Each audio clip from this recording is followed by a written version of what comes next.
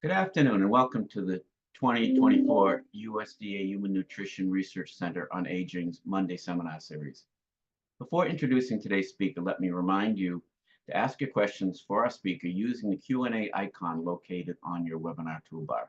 Please do not use the chat box. You can add questions to the Q&A at any time during presentation. No need to wait until the end of the presentation. And today I have the pleasure of introducing our speaker, Ahmed Zhao. Mr. Zhao is currently a PhD candidate in gerontology at the University of Southern California under the mentorship of Dr. Eileen Crimmins. Prior to matriculating at USC, he received a BA from Washington University and a master's in social work from Columbia. His thesis research is focused on understanding socio-demographic disparities in kidney function, but today he will present findings from other work that he's doing at USC in a presentation titled Age Trajectories of Diseases, Functional Limitations, Psychological and Cognitive Well-Being of Centenarians and Non-Centenarians in the Health and Retirement Study. And with that, let me turn the microphone over to Mr. Zhao. Thank you so much, Paul, for the amazing and detailed introduction. That was a much needed confidence boost that I needed to finish my dissertation. So thank you so much for tuning in. The topic of my presentation today is, like Paul said, the age trajectories of diseases, functional limitation, psychological and cognitive well-being of centenarians and non-centenarians in the health and retirement study. My name is Ahmed Zhao. I am a PhD candidate from University of Southern California School of Gerontology under the mentorship of Dr. Eileen Crimmins and Dr. Jennifer Alshire. First of all, why should we care about centenarians, right? There are two main reasons. I'm particularly interested in this population because, one, it is one of the fastest growing segment of the global population. In the United States alone, the population went from 53,000 in 2010 to over 90,000 in 2020. The second reason this population is really interesting is because they exhibit very low incident rates for common age-related conditions. For example, heart diseases, diabetes, cancer, functional limitation, and cognition.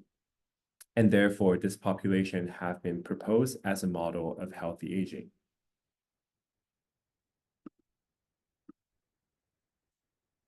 So in order to study this population, there has been many paradigms. One of the paradigms is the decelerated aging model to study healthy aging among centenarians. So what does that mean? We can see here, according to the model, age trajectories can be depicted as accelerated, normal, and decelerated, depending on the age of onset of age-related diseases and initial clinical symptoms, and the rate of aging. So how does this model relate to centenarians? As we can see here, while deterioration linked to age is inevitable, for centenarians, it appears that clinical symptoms are usually delayed or even sometimes avoided because they appear to have greater resilience against age-associated declines, which can be reflected in the slower rate of aging. However, to our best knowledge, and surprisingly, no studies have really captured this rate of decline, which is the key in quantifying the degree of resilience among centenarians in various health domains. Therefore, for our study, we aim to quantify and compare age trajectories in diseases, physical functioning, psychological health, and cognition between centenarians and non-centenarians. We'll be performing joint point regression analysis to determine slopes of trajectories and the exact age in which acceleration and deceleration occurs among centenarians versus non-centenarians.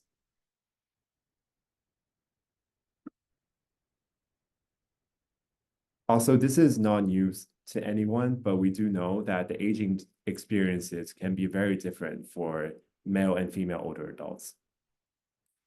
even though the reality is much more complex and nuanced than this. But generally, we found that in most cases, men are living with more lethal diseases, such as cardiovascular diseases, and women tend to have more chronic illnesses, but not lethal, such as more functioning limitation and depressive symptoms.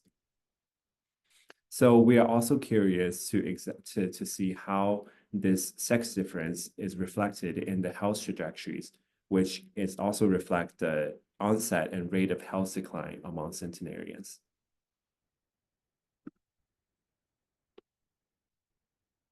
In terms of data, we are using the assets and health dynamics among the oldest old cohort of the health and retirement study. To begin with, we included 5,700 HRS respondents who were born 1920 or earlier who could have survived to age 100 by the 2020 survey wave.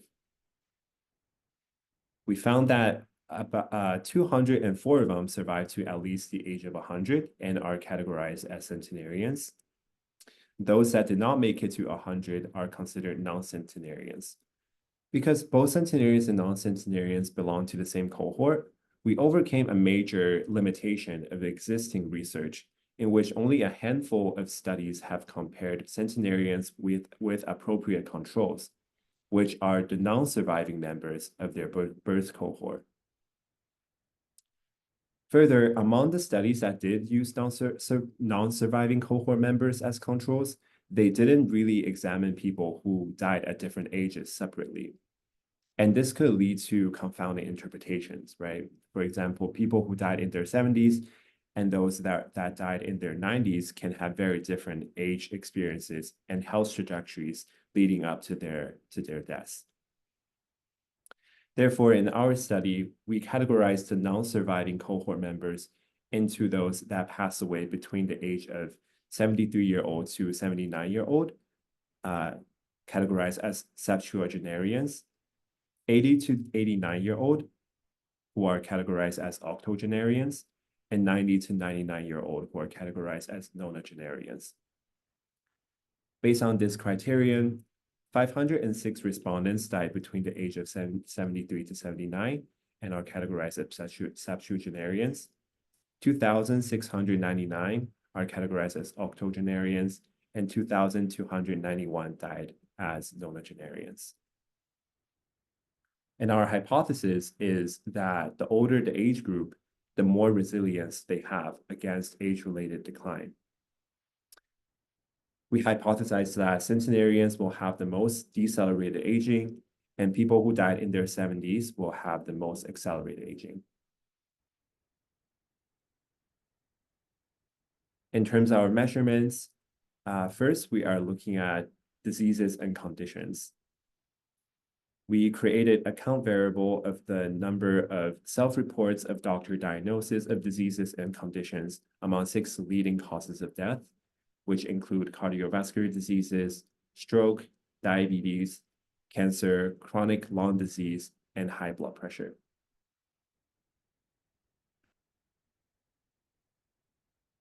We then also assess psychological well-being.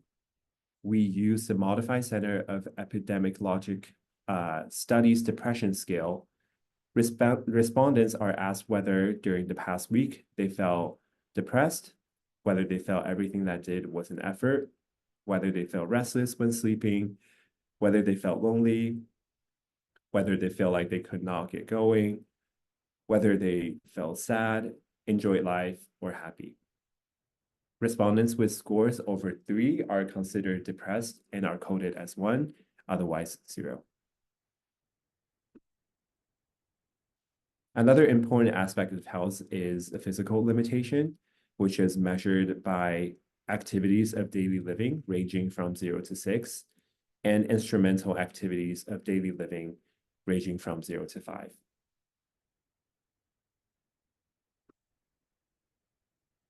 Lastly, we're also assessing the cognitive functioning, which is measured with a 35-point scale that assesses working memory, processing speed, orientation, knowledge, and language.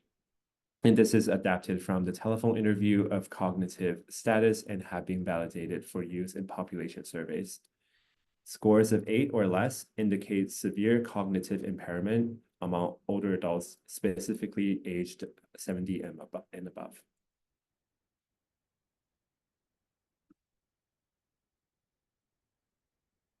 And lastly, I also want to mention the way we measured for the proxy respondents. For respondents who are not able to complete a cognitive interview themselves, HRS actually established a way to assess their cognitive ability by asking questions to proxy respondents.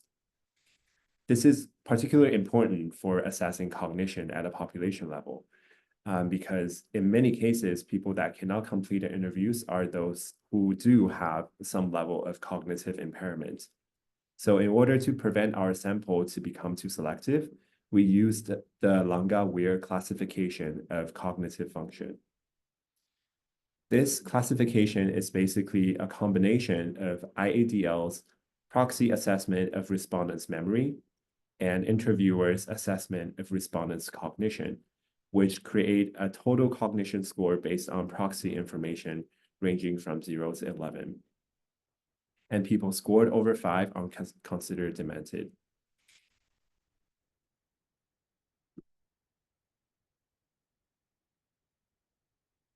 Then I want to quickly go over the analytic strategies that we're using for the study. First, very straightforward, we are just going to plot the age trajectories of each health domain, stratified by people's survival status. Then we'll perform the joint point regression to determine the age in which there is a change in the rate of decline and the slopes before and after that breakpoint.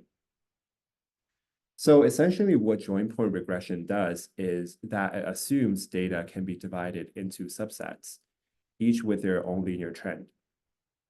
For the health trajectory that do not fit the joint point model, we assume they do not have multiple slopes and thus use linear regression analyses. And finally, we will compare these trajectories by sex.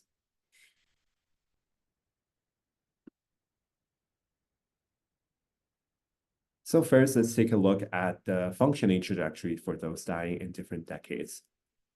I want to take the time to quickly go over what the graphs is. So the x-axis is basically age, and the y-axis is the number of ADLs that a respondent experienced over time. So for example, if we see the firm blue line here, it's the trajectories for the ADL trajectories for septuagenarians.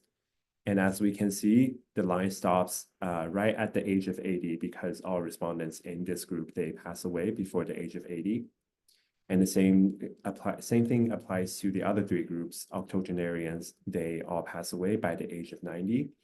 Nonagenarian all pass away by the age of 100, and centenarians, they go on to age of 105.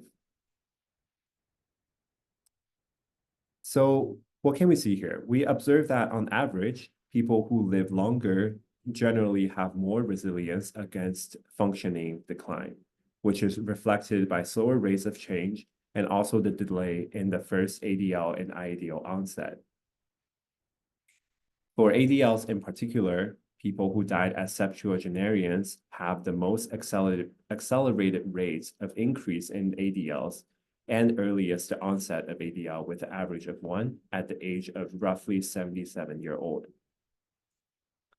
People who died as octogenarians have the second most accelerated rate and have their first ADL delayed until the age of 82.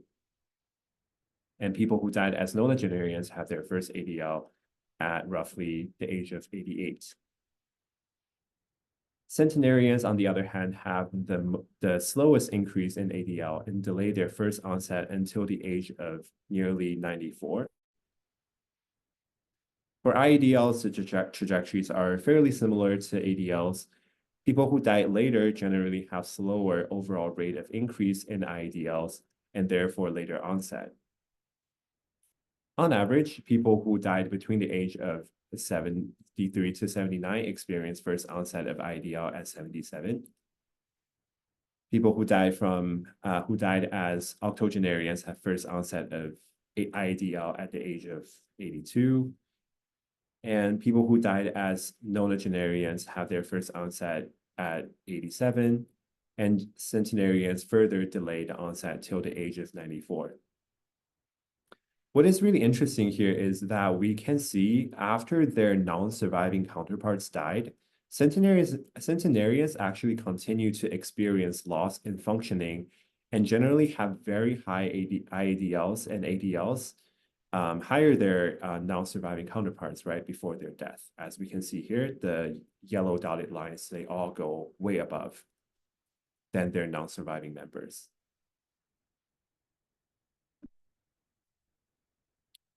So I also want to quickly show the joint point regression results. Essentially, these two graphs, they are telling the same story, right? They are both age trajectories of ADLs and IADLs.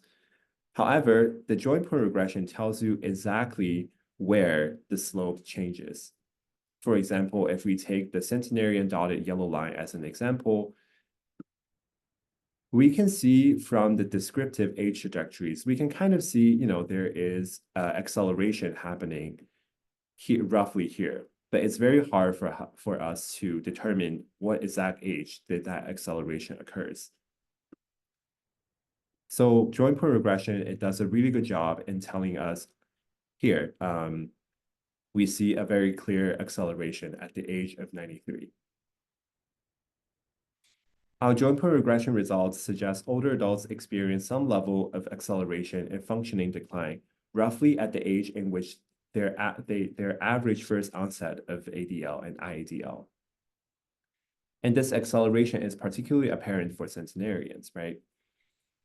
While centenarians may have the most resilience against age-related decline in ADLs and IADLs at earlier ages, they actually lose this advantage in their early 90s, which can be reflected by the heightened rates of increase in the numbers of ADLs and IADLs. And those that survive to the oldest age, centenarians end up having the highest number of ADLs and IADLs before their death. This observation indicates that centenarians experience a compression of morbidity and disability until the end of their lives, and they will continue to experience deterioration in functioning before they die, despite their higher resilience in their 70s and 80s.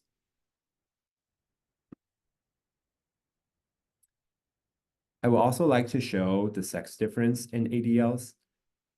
There is a very consistent increase in resilience with age for both men and women. However, we do observe that women have less resilience against ADLs, which is reflected by the faster rates of change and therefore earlier onsets.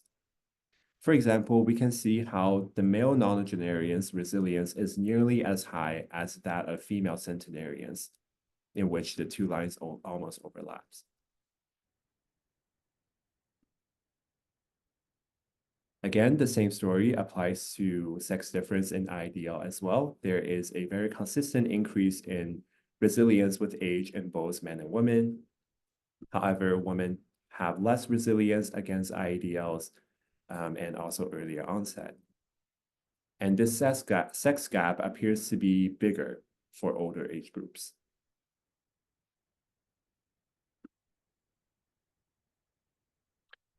Then let's look at diseases and conditions. We found linear relationship between numbers of diseases and age for all age groups. People that die later have later onset of diseases and have lower rates of increase with age, and therefore consistently high resilience. Again, what's interesting here is, contrary to ADLs and IADLs, centenarians actually do not develop as many diseases as those that died earlier in their oldest age. And our observation is pretty much in agreement with previous research, in which centenarians generally display less comorbidities and have a less steep rise of comorbidities over the final years before death, compared to nonagenarians, octogenarians. Centenarians also have fewer accumulated number of diseases throughout older adulthood, which can be observed by the baseline difference here. which is likely caused by their high resilience throughout the life course before the age of our observation period.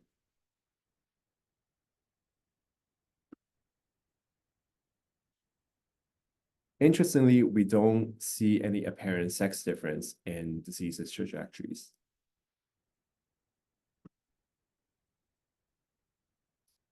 So the last time I presented these presentations at GSA last year, it's also actually when I met Sarah. And some people raised some really interesting questions about about the trajectory of specific diseases and conditions, because sometimes it can be quite confounding if we lump all the major diseases together, right? So here I also included the age trajectory for each disease, and we can find some pretty interesting findings here as well. So similar to the previous graph, people that die later generally develop diseases at a later age, right? And have lower rates of increase with age and therefore consistently higher resilience. However, we do observe that the percentages for each disease definitely vary a lot. For example, about 40% of centenarians end up having heart diseases. It looks like most centenarians escape chronic lung disease, except for when they reach the really, really old age. And about 20% of centenarians have a lifetime history of cancer. And this pattern is not too obvious compared to their non-surviving members.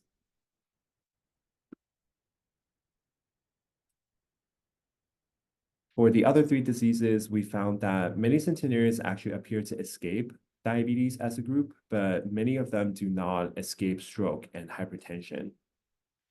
Our findings kind of match previous research in which approximately 16 to 20% of centenarians experience heart disease, stroke, or non-skin cancer before the age of 80 and survive 20 or more years with a diagnosis of a disease that is typically associated with a significant mortality risk in the general older population.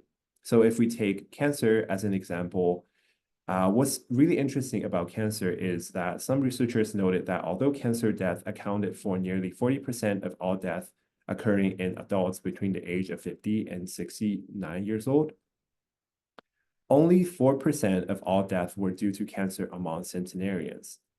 Cancer incidence and cause of death present a threefold decrease after age 90 and reach 0 to 4% above the age of 100.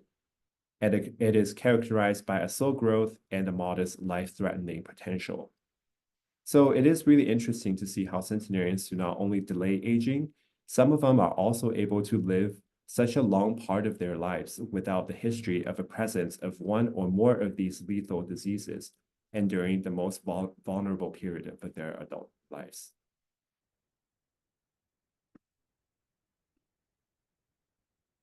Then let's take a look at psychological well-being. We found that people that die at older ages develop depression at a slower rate. So current literature suggests a large degree of heterogeneity among studies of centenarian psychological status. Some studies show that centenarians are not necessarily less depressed than younger cohorts. Others show that some centenarians may have good mental health despite reduced level of physical health and social resources, indicating high resilience to adapt to age-associated challenges. Some studies have shown that male and female offspring of centenarians scored in the low range of neuroticism and in the high range for extroversion. Women also scored comparatively high in agreeableness among centenarians. So our results may provide some empirical explanation for these mixed findings regarding psychological health among the oldest old.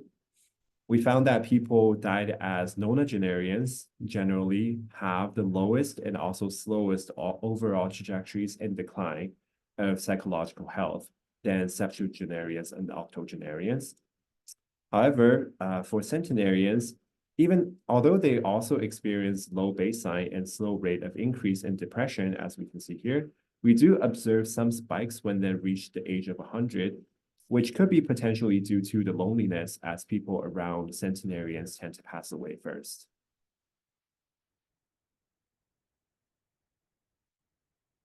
For all groups, there is a very clear male advantage and resilience against depression, and sex seems to play a more dominant role than the age groups in which people die.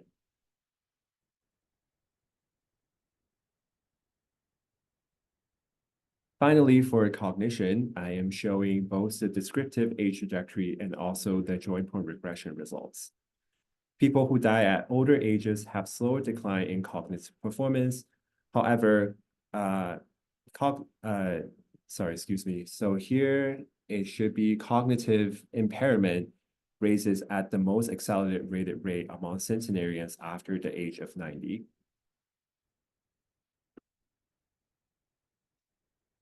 And for both sexes, people that die at older ages have more resilience against age-related cognitive decline.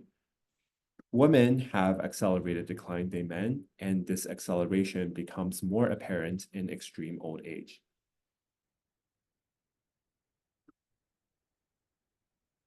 So overall, our analysis provides very solid empirical evidence in which people who die at later age tend to experience more decelerated aging in all domains of health.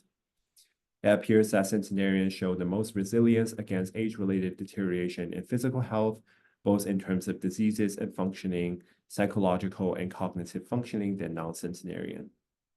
However, although as a group, centenarians share the unique trait of being longevity outliers, they likely vary in their age experience based on previous research as well. Emerging studies of centenarians found that although some centenarians remain healthy and functional, some do live with disease and diminished functioning.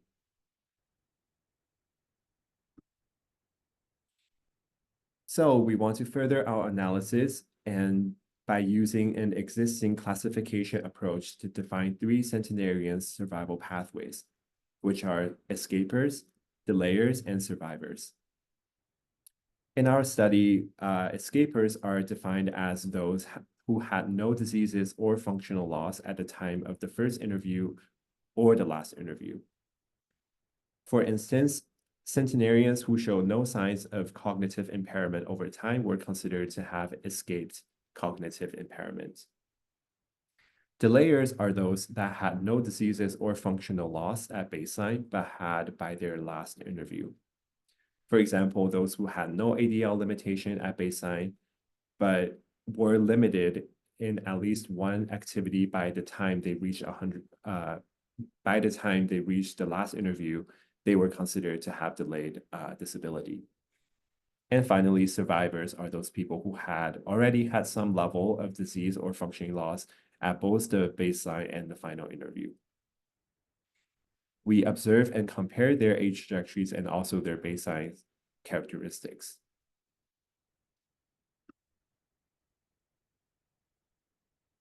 So we do observe there are multiple paths to becoming a centenarian, right?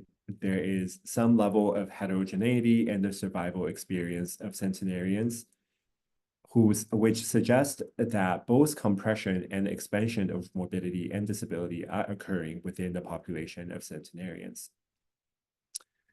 Although centenarians are generally healthier than their non-surviving counterparts, this figure really nicely shows the distribution of centenarians across the 3 survival pathways: escapers, delayers, and survivors.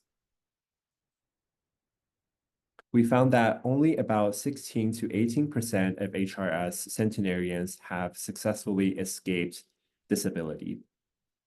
The prevalence of independence is much lower in our study compared with 20 to 40% reported in some other studies of centenarians. Most centenarians eventually get ADLs and IADLs, or they already have some level of functional limitation at baseline. Only about 1/5 of centenarians did not have any diseases. Most centenarians delayed diseases or already have some disease at baseline. In our sample of centenarians, 38% remained cognitively intact over the study period, confirming that dementia is not an inevitable condition of living longer lives. So let's take a closer look at the different centenarian survival pathways. For ADL, centenarians obviously have very different ADL trajectories. 38 of them never reported any ADLs. 50 of them always had some ADLs, and 119 of them do not experience ADL until the age of 93, but do kind of catch up to the survivals towards the older ages.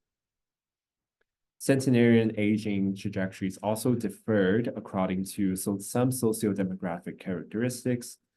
Compared to the survivors, people that escaped or delayed ADLs are generally younger at baseline, less likely to be women, have more years of education, more likely to be married or partnered, less likely to be widowed, and more likely to be in the younger cohorts.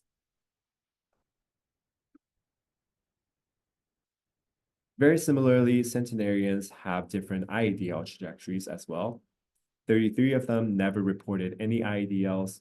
56 of them already had some IADLs at the baseline, and 118 of them have their first IADL onset on average at the age of 94. Similar to ADLs, compared to survivors, people that escaped or delayed IADLs are generally younger, have more years of education, more likely to be married, partner, less likely to be widowed, and more likely to be in the younger cohorts.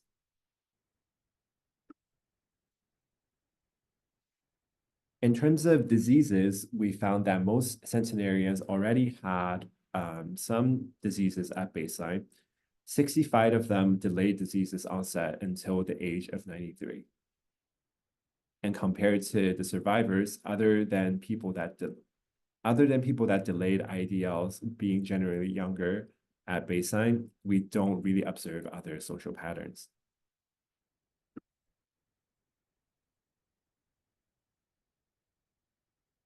Centenarians also have different trajectory for depression. 90 of them went from having no depression to having depression. 52 of them had no depression at baseline and still no depression at the last wave. And 59 of them have depression at baseline and also depression at the last wave of interview. But they could experience some fluctuation during the observing period. Compared to survivors, people that escaped or delayed depression are younger at baseline, less likely to be female, and more likely to be in the younger cohorts. Finally, in terms of cognition, only 42 centenarians always had cognitive impairment. 78 of them escaped them, and for delayers, they delayed cognitive impairment until the age of 81. We also found that non-Hispanic whites and those with higher level of education were more likely to remain cognitively intact, confirming that social patterning and cognitive functioning observed at earlier ages can persist even among centenarians. Married people are also more likely to delay cognitive impairment.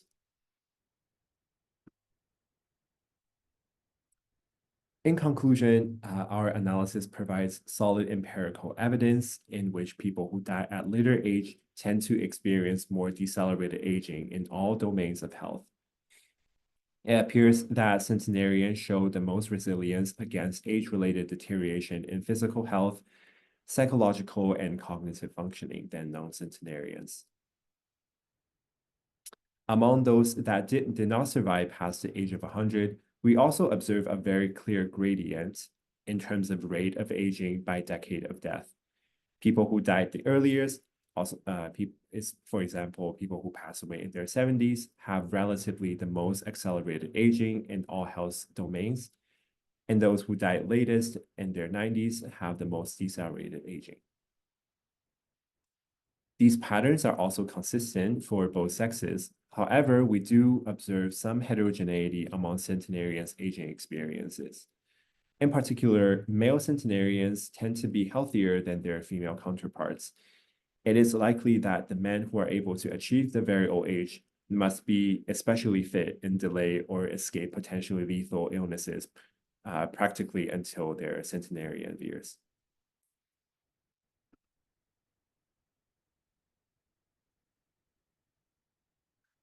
Finally, I also want to point out that our results show some very interesting parallels across the health domains.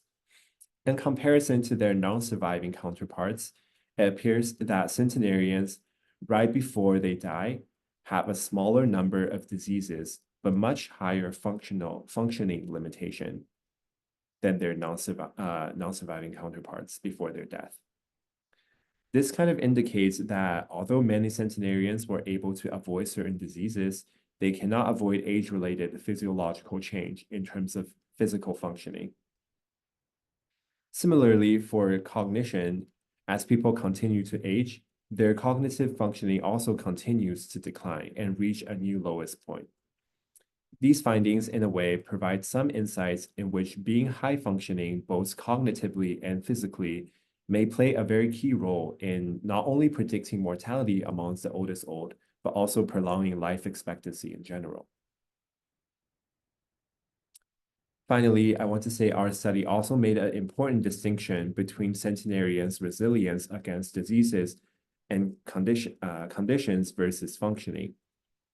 Although they have resilience in both domains, so that they have later onset and slower rate, centenarians are generally able to manifest less diseases and conditions throughout lifetime, but they appear to continue to experience increasing physiological change leading up to their death. So there has been this advocacy coming from the World Health Organization. They advocated to shift the focus from disease to capacity among older adults. And our study serves a very important reminder to not only diagnose disease at a particular point in time, but also monitor functioning trajectory across the life course, which may be a better indicator for mortality, but may also help discover what interventions can enhance the intrinsic capacity for the older adults. And that is the end of my presentation. Thank you so much for listening and paying attention. Thank you very much for a very interesting presentation.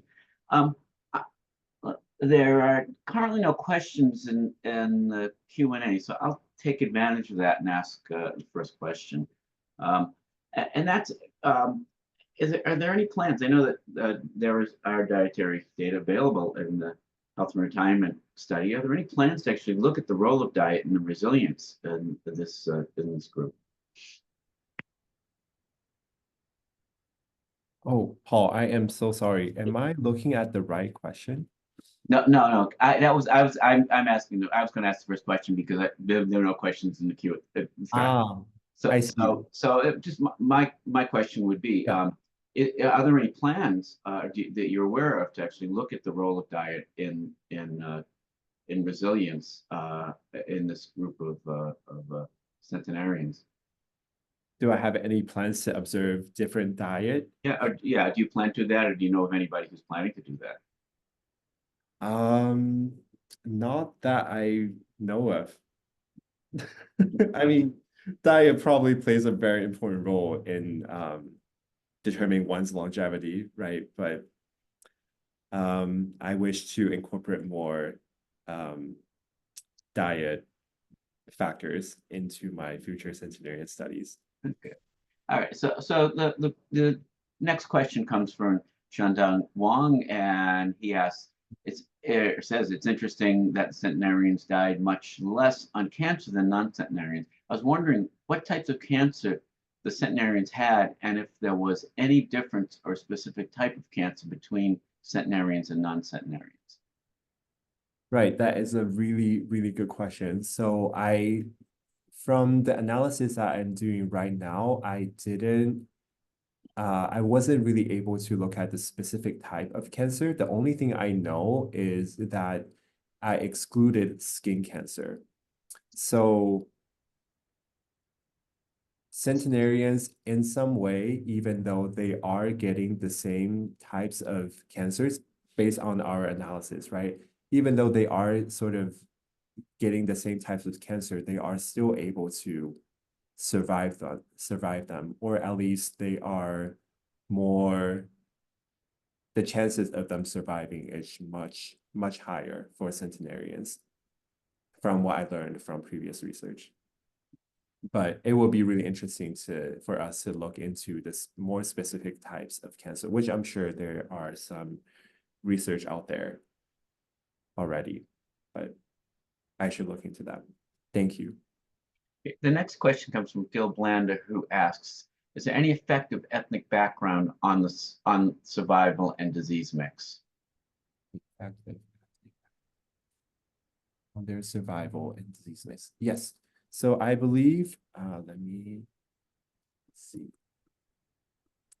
In terms of the different survival pathways for centenarians, we did find that cognition is patterned by some ethnic backgrounds. Non-Hispanic whites, they are more likely to escape cognitive impairment entirely. And disease, I didn't get to examine oh, actually, okay. So for the different survival paths, we actually didn't really observe significant ethnic difference for the diseases among centenarians. But maybe if we look at specific disease, we can observe a difference. But right now, if we are putting all 6 diseases together, the outcome is not significant. But I think the next step would be to look at them separately and see if there is a significant effect of ethnic background. Great question. Thank you, Gil. Next question comes from Sarah Booth, and she asks, given your findings, how do you reconcile the current enthusiasm for seeking treatments to extend life with the burden on healthcare?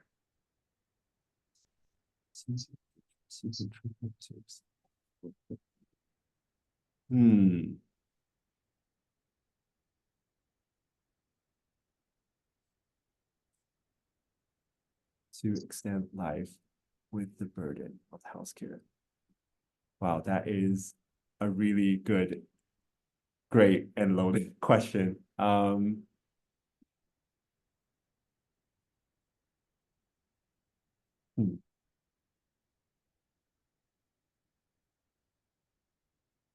Short answer, I don't know.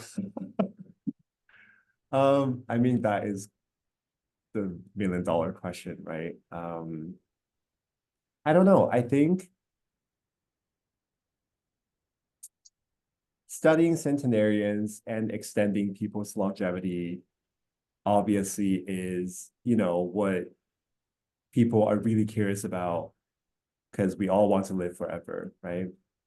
But I think another aspect of that is extending those lives and the quality of life that we get for these extra years.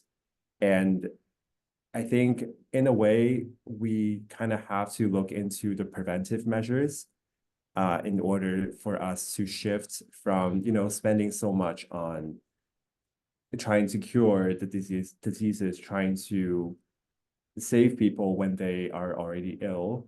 But if we can shift the focus to more preventive measures, for example, changing people's behaviors in their, like in their 30s, 40s, 50s, and changing their diet behaviors, right? I think there are definitely already so many available ways for us to extend life and improve quality of life without having to keep burdening the healthcare system. Okay, the next, Stephanie, Tanya Lamonfava asks the next question, and she asks a much less loaded question. Is there a trend for sex differences in survival? Is there a trend for sex difference in survival? Is there a trend for sex differences in survival? I am not too entirely sure if you are referring to the survival pathways here, but if you are referring to the survival pathways, there is definitely some significant sex differences. First of all, it's very consistent that people who die at later ages, they have more resilience, right? And they are able to, if they're able to survive to later ages.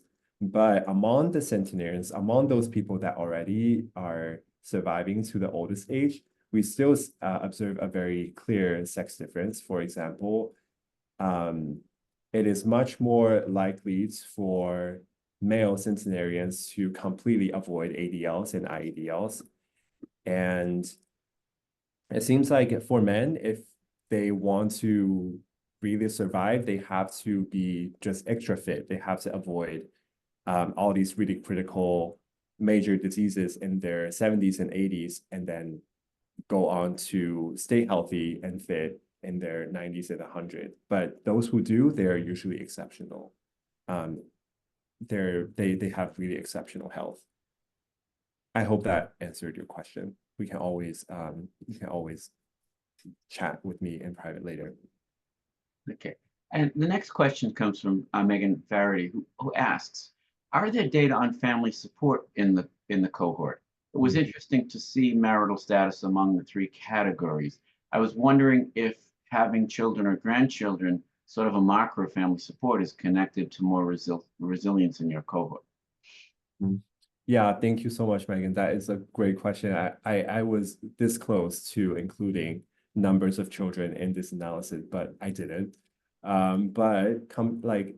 Since we did observe some significant differences between people that are married and partnered versus people that are single, and we also observed some significant difference for people that are widowed versus people who are not. I imagine family structures having support from children and grandchildren should play a pretty significant part in the pathways of centenarians. So that would be a very good next step for us to look at. Thank you. Okay.